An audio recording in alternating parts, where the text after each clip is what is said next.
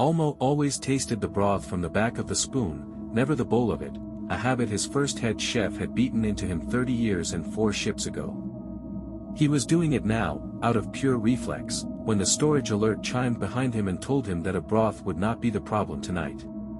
The message was almost apologetic in its wording. A minor radiation variance, contained, no risk to passengers, no risk to cargo integrity. The only casualty, it turned out, was ink. 41 sealed containers in the dry stores had lost their labels, the printed strips gone the soft gray of static, unreadable. Almo stood in the doorway of the storage compartment for a moment, doing the arithmetic. 4 hours until the company dinner. 41 containers. One menu that depended on knowing which was which. His assistant, a narrow, serious young man named Peter, read the safety confirmation twice before he trusted it.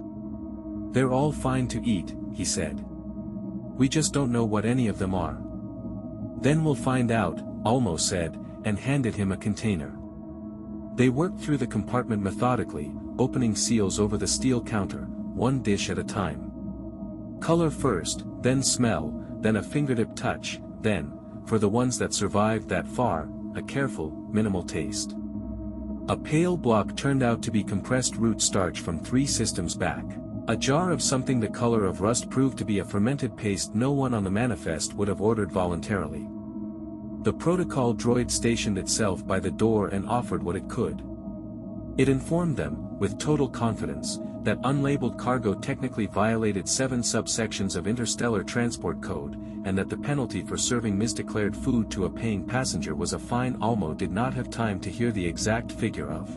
It could not, however, tell rehydrated protein from spiced grain by smell, and after the 3rd wrong guess Almo stopped asking it to try. By the 2nd hour, 2 things had happened.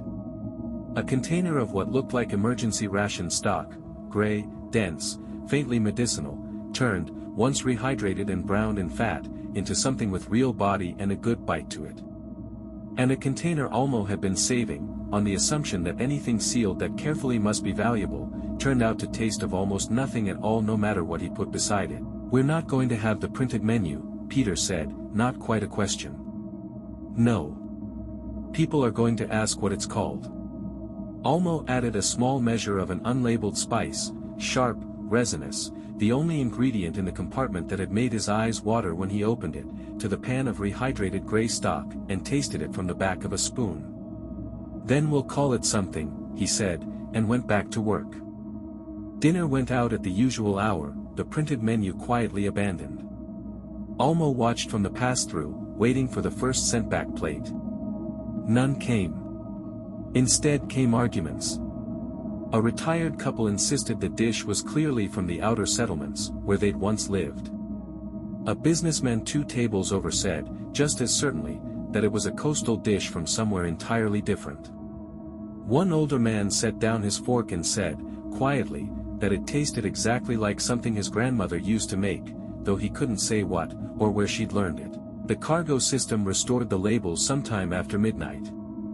Almo read the corrected manifest standing alone in the galley, emergency ration stock, 6 units, and 1 very expensive aromatic spice that had been meant for an entirely different course. Peter looked over his shoulder at the list, then toward the dining room, where 2 tables were still asking the steward for the recipe. "Should we tell them?" he asked. Almo folded the manifest once and set it down beside the sink. "Tell them what?" he said, and went to start on the pans.